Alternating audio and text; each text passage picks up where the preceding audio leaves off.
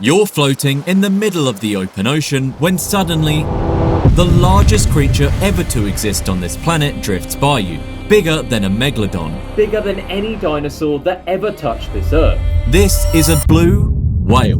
With 400,000 pounds of mass displacing that much water, the blue whale doesn't even need to touch you to knock you over. So, what is the largest creature that has ever existed on this planet actually capable of?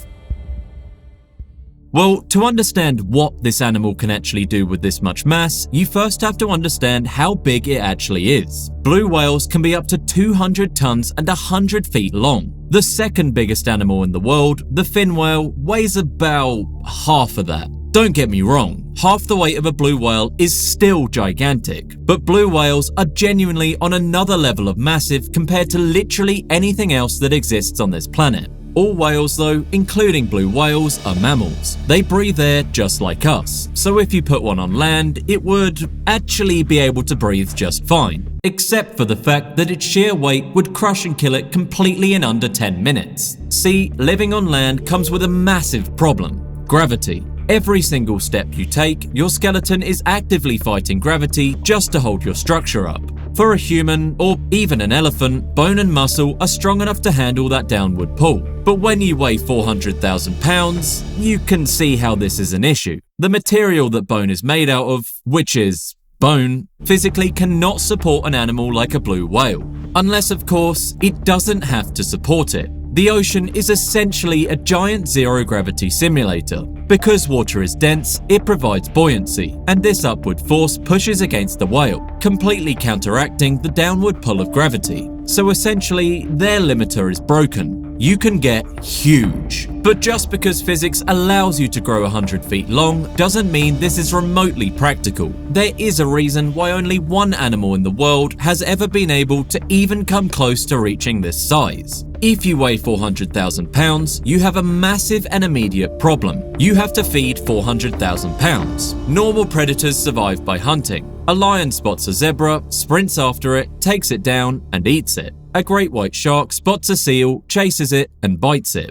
But when you're as chunky as a commercial aeroplane, hunting becomes difficult. Swimming through water requires energy, and if you've ever pushed your hand through a pool, you'd know water is incredibly dense. Now you're a blue whale, pushing 400,000 pounds through the ocean. This is going to burn a lot of calories. If a blue whale were to try and chase down giant squids or massive schools of fast-moving fish, the sheer act of sprinting and turning would burn more calories than they actually get from eating the prey. So, the largest creature in the entire world solves this by eating the smallest creature in the world. Blue whales survive almost entirely on krill. These are tiny, shrimp-like crustaceans that are barely an inch long. They're actually bigger than some of the microscopic plankton, but still not big. Obviously though, a giant whale cannot hunt individual tiny shrimp. That'd be like a human chasing down grains of rice, which probably wouldn't be very effective. So instead, a blue whale uses the most extreme, overpowered eating mechanism in the animal kingdom: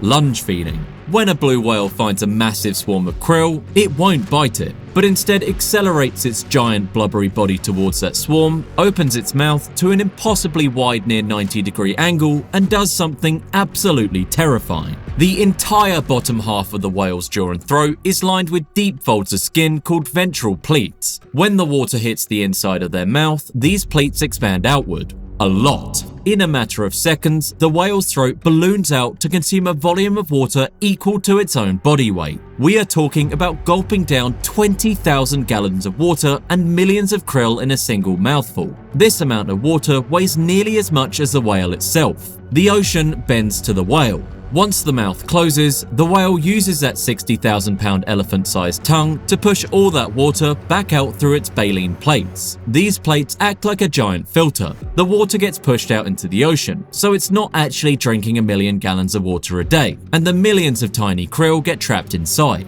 One single lunge can net the whale over 450,000 calories. They do this over and over again, consuming up to 8,000 pounds of krill every single day. This sounds kind of insane, but this actually isn't that unique of a feeding method. Lots of other baleen whales use this filter feeding as well. It's just the scale on the blue whale is so large that it's complete chaos whenever it eats. So, I know the question we're all thinking. What would happen if this whale swallowed you? Imagine you're a deep-sea diver and you happen to be swimming right next to a dense swarm of krill. Suddenly, a blue whale accelerates out of nowhere because somehow you managed to not see the largest animal in the world, and it opens its mouth to begin the feeding. You get caught in the crossfire and the jaws snap shut around you. For hundreds of years, people thought either you'd get swallowed whole, drop into a cavernous stomach, and slowly digest, or that you could somehow live inside the whale's stomach and set up a little campfire. But this actually wouldn't happen. Despite having the absolute largest mouth in the animal kingdom, a blue whale's throat is only about the size of a grapefruit. It is physically impossible for them to swallow you. So no, you aren't going into the stomach. Instead, you are just trapped inside the mouth. And honestly, this isn't to say that it's not even more terrifying. You're trapped in pitch blackness, and around you 200 tons of water sits rapidly draining out. When the blue whale's tongue, the tongue that weighs as much as an elephant, begins pushing upwards, it will force all the remaining water out the mouth and through the baleen plates. Eventually though, the whale is going to realize that a thrashing human is definitely not a krill. It can't eat you, and it doesn't want to. So it'll open its mouth and violently spit you out into the freezing ocean. Realistically, there's actually a chance you'd survive this, but blue whales are so large that you might just get crushed or drowned from the sheer amount of water rushing in. Blue whales don't actually attack anything by swallowing things though, unless you're a krill. They aren't actually aggressive creatures at all, unless of course they need to be. If you look at the apex predators of the ocean, they all have some sort of weapon. Great whites have rows of serrated teeth. Giant squids have hooked tentacles. Orcas bite and have advanced pack hunting tactics. A blue whale has blubber. It doesn't have any sharp teeth or claws or any bony armor. All they have is just being absolutely huge. Because the blue whale lacks traditional weapons, it relies entirely on sheer blunt force trauma, and its primary weapon is its tail. The tail, or fluke, of a blue whale is 25 feet wide. If a threat gets too close, the whale will lift that 25-foot slab of muscle and swing it. The kinetic energy generated by this is like the equivalent of getting hit by a school bus flung at you. There's really not anything in the animal kingdom, or really any kingdom, that can survive. Most predators on the ocean are fully aware of this. Even a pod of killer whales knows that getting caught on the receiving end of a blue whale's tail slap equals instant death. This is exactly why blue whales essentially have zero natural predators. Even elephants can get hunted by lions, but the scale of the blue whale is just so large that nothing even wants to try. You might just die accidentally if the blue whale flicks you. So all modern ocean predators are basically useless against them. But could anything in history have ever been enough to take this down?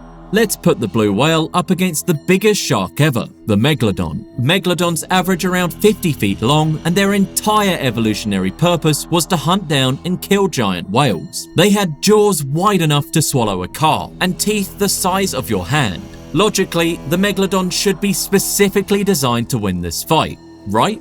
Well, to be honest, we don't actually know, because these animals didn't ever exist at the same time. But we can almost guarantee something for sure. This fight would not be anywhere near as easy. Even at 50 feet long, a megalodon is only half the length of a fully grown blue whale. And in terms of weight, the whale is almost triple the mass of the shark. The early whales the megalodon hunted were big, but only around 30 feet big. But let's assume that a megalodon swims up and chomps down on a blue whale. A megalodon's teeth max out at around 7 inches long. A blue whale's blubber is over a foot thick. Obviously, this doesn't mean the blue whale is completely immune, but this isn't like hunting a normal baleen whale. So the shark bites down with the absolute strongest bite in planetary history, and its teeth literally did not even reach the whale's muscle. It just gets a mouthful of fat, and then the whale swings back. See, megalodons are sharks, which means they don't actually have true bones. Their entire skeleton is made completely out of cartilage. So if a 400-pound blue whale lands one solid 25-foot tail strike directly onto a megalodon, that cartilage skeleton is instantly caving in. The shark is dead. Realistically, this fight could possibly go the other way too, if the megalodon manages to strike and avoid getting struck. But this is likely a fight that a megalodon wouldn't even bother taking. It would just stare at the blue whale, think that absolute behemoth is not worth the risk, and move on with its day. Luckily for the blue whales though, they don't have to worry about this at all. Megalodons and any other large shark that hunted giant whales went extinct millions of years ago. And realistically, no single animal in the modern ocean is taking down a blue whale in a one-on-one fight today either. But they're still not completely safe. Not from predators, but from something less visible. Plastic pollution is quietly working its way into every part of our oceans, from massive debris floating on the surface to microplastics that are now being found in marine life itself. It's one of those problems that feels almost too big to even think about. Like, what difference could one person actually make? Well, that's where my friends at Planet Wild come in, who have actually done a project to help protect blue whales. I joined Planet Wild myself, and if you didn't know them, they're basically a community of over 20,000 members that fund real, on-the-ground missions to restore nature around the world. Kinda like crowdfunding for the environment. Each month, we as a community support a new mission, and they document everything on YouTube so you can actually see where your impact is going within 30 days. As mentioned earlier, one of their missions helped fund research on blue whales, using drone technology to study how these enormous animals actually live in the wild. And as a guy who's literally making videos on blue whales for you right now, you can probably see how I'm a pretty big fan of them. If you want to make a real impact, you can join, choose whatever membership amount feels right for you, and cancel anytime. And the first 100 people who sign up using my code BLUE4 will get their first month covered on me. So if you're interested, you can scan the QR code on screen or check out the link in the description. If you want to see them in action first, check out their blue whale mission link below.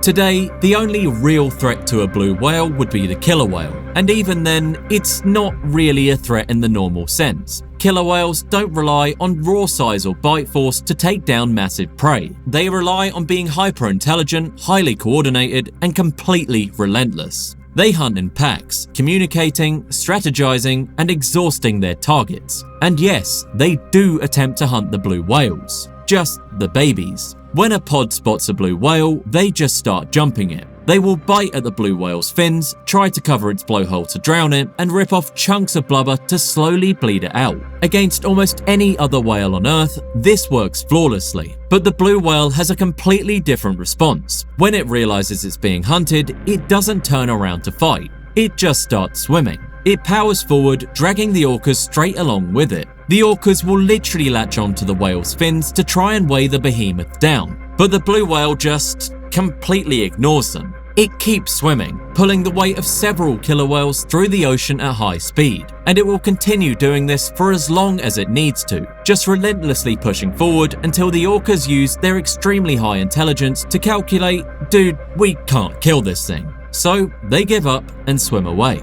But this raises a really interesting point. If the blue whale is too big for the megalodon and has way too much stamina for orcas, why does it stop at 100 feet long? Why aren't there 200-foot or even 500-foot whales? It's easy to think that because there's so much open space in the ocean, an animal could just keep growing forever. But eventually, biology hits a limit, and the blue whale essentially is that limit. There's some walls in the basic laws of physics that stop things from getting much bigger, at least on our planet. And the first wall is just food. Blue whales survive entirely by swallowing massive swarms of tiny krill, but there are only so many swarms that exist. If a whale was 200 feet long, its daily calorie requirement would be so astronomically high that the ocean simply couldn't produce enough food in one place to feed it. Remember that a 200-foot whale doesn't just need twice as many calories because we live in a three-dimensional world. It's going to need a lot more. But even if there was infinite food, there's a second problem: oxygen. Remember, blue whales are mammals. They don't have gills, so they have to hold their breath and dive. When you are a 100-foot long animal, pumping oxygen from your lungs all the way down to your tail takes a massive toll on your heart. If you double that size, your heart physically cannot push blood through miles of blood vessels fast enough. Your muscles would literally start suffocating just from a dive. And finally, there's the actual physics of flesh and bone. Yes, I know I mentioned that water makes them essentially weightless, so gravity isn't crushing them. But mass is still mass. Trying to propel hundreds of thousands of pounds of blubber through the water requires an absurd amount of force. If a whale got much larger, its muscles and tendons would literally start tearing themselves apart just trying to swing its own tail. Flesh can only handle so much mechanical stress before it just breaks. The blue whale hasn't just randomly stopped growing at 100 feet. It has hit the absolute maximum threshold of what physics on planet Earth will actually allow. Nature perfectly optimized this creature to the very limits of reality, which is kinda cool to think about, but realistically, it also means we won't see any absolute monster mega whales anytime soon, at least not on this planet. It's interesting, because being this size is the only reason it's even possible in the first place for a mammal to survive in Antarctica. If you or I jumped into the Antarctic Ocean, our bodies would shut down in a matter of minutes. Water pulls heat away from the body about 25 times faster than air does, so freezing water is basically an instant death sentence for any warm-blooded animal. And blue whales are warm-blooded mammals. They need to maintain a core body temperature of around 98 degrees Fahrenheit, almost exactly the same as us. So when they dive into polar oceans to feed, they should theoretically freeze to death immediately. But evolution gave them a completely ridiculous solution to this problem. That same foot-thick layer of blubber that would stop a megalodon's teeth isn't actually only there for armor. It's just a giant winter coat. It completely, or well mostly, traps the whale's internal body heat inside, blocking the freezing ocean water from ever reaching its vital organs. In fact, this blubber is so incredibly effective at trapping heat that the blue whale actually developed the exact opposite problem. When a blue whale is swimming fast, its massive muscles generate a ton of internal heat, and because the blubber traps it all inside, the whale actually risks overheating in water that is literally below freezing. So, to survive, the whale essentially has to use fins as radiators. It pumps warm blood directly to the surface of its skin where its blubber is thinner, letting the ocean water cool its blood down before circulating it back into its core. So the blubber perfectly solves the freezing issue. But again, as much as we'd like to think about how cool it'd be if giant monsters ran in the world, there's so many reasons why we would see so few animals reach this big. There's so many impracticalities to a gigantic body, and it would never just be able to scale up normally like a 50-foot tall human. And it's the exact reason why a blue whale's heart has to be really weird. With a body this big, you move a lot of mass. When you move a lot of mass, you use a lot of energy. And when you use a lot of energy, you need a lot of oxygen. For a normal animal, burning this much energy underwater means your heart rate would skyrocket. You would burn through your oxygen reserves immediately, and you would drown. When it goes into a deep dive, its golf cart-sized heart just stops. The whale consciously drops its heart rate all the way down to just 2 beats per minute. 2. There are up to 30 seconds of complete dead silence between every single heartbeat. It shuts off blood flow to certain parts of its body, reserving all the remaining oxygen purely for its brain and vital swimming muscles. Essentially, all that's needed for the dive. Back at the surface, the whale usually has a much more normal 40 beats per minute, but this is really all just to show one thing. Being a giant is not easy. I know I'm making it sound like being a giant is just an endless struggle of overheating, drowning, starving, and whatever else. But it does come with some pretty crazy perks. Yes, a blue whale can accidentally crush you with its tail, but reaching this size also unlocks some giant-only superpowers. You know how the Hulk can clap its hands together and create a giant shockwave? Well, the blue whale can essentially do that too. Except they don't use their hands, because they don't have hands. Those fins are not going to be able to clap. They just use their voice. When we think of loud animals, we usually think of a lion roaring or a monkey screaming. A jet engine taking off is about 140 decibels, which is loud enough to permanently damage human hearing in seconds. A blue whale's call hits 188 decibels. This is so violently loud that it crosses the line from sound into actual physical damage. Water is much denser than air, which means sound waves travel faster and hit much harder.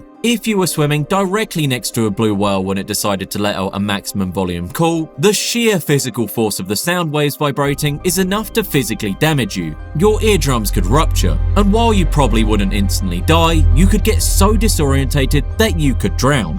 Yes, the whale just needs to yap to kill you. This would only be possible at a super close range though, so don't be afraid that randomly in the ocean, a blue whale will suddenly just make some sounds and you'll instantly go deaf. You definitely see the whale coming. And also, whales obviously aren't swimming around just trying to kill random scuba divers. So what is the actual biological purpose of producing a sound this violently loud? Finding a mate is the most important goal for any living species. But if you are a blue whale, your habitat is the open ocean, which contains hundreds of millions of cubic miles of water. The statistical probability of you just accidentally bumping into another blue whale while blindly swimming through the abyss is practically zero. So whales use their Hulk voice and call through a layer in the ocean called the deep sound channel. Because of specific temperatures and pressures in the deep sea, there is a distinct layer of water where sound waves get trapped. Instead of scattering in every direction and fading away, the sound waves just bounce off this layer horizontally, almost without losing any energy at all. A blue whale swimming off the coast of New York could possibly communicate with another blue whale sitting in the middle of the Atlantic Ocean. Of course, this would need perfect conditions, but this channel does let them coordinate breeding across insane distances. I guess this is their replacement since they're too big to text with iPhones. Okay, I've hyped the whales up enough. We get it. They're huge, they're unstoppable, they're gigantic, they're every word in the thesaurus that means really big. So what can actually stop this creature? Well, for millions of years, nothing. That was until something bigger than the blue whale appeared. Us. No, not actually us. We're like 5 feet tall.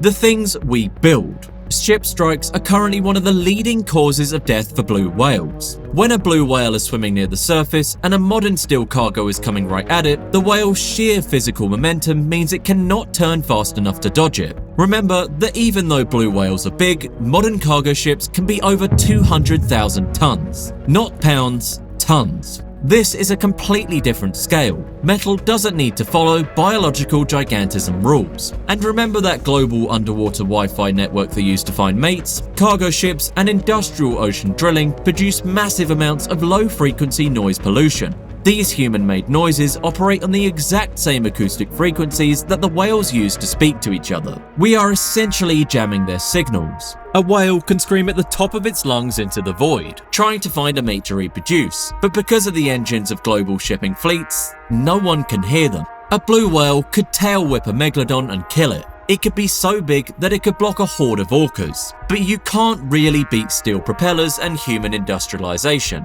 This, of course, isn't even to mention intentional whaling in history as well. Most ship strikes today obviously aren't intentional ramming into blue whales. When humans were seeking these guys out only around 100 years ago, tens of thousands were killed. Thankfully, commercial whaling was finally banned, and their numbers are slowly starting to creep up today. But populations for an animal this big take a long time to recover. They are giants. Yes, they are gentle giants too, unless provoked. But as the saying goes, the bigger they are, the harder they fall. As long as we just let blue whales exist though, they'll probably stay the biggest animal forever. Thank you again to Planet Wild for working with me on this video. They're genuinely doing amazing work. And if you want to see what Planet Wild is actually doing to help real blue whales, check it out here.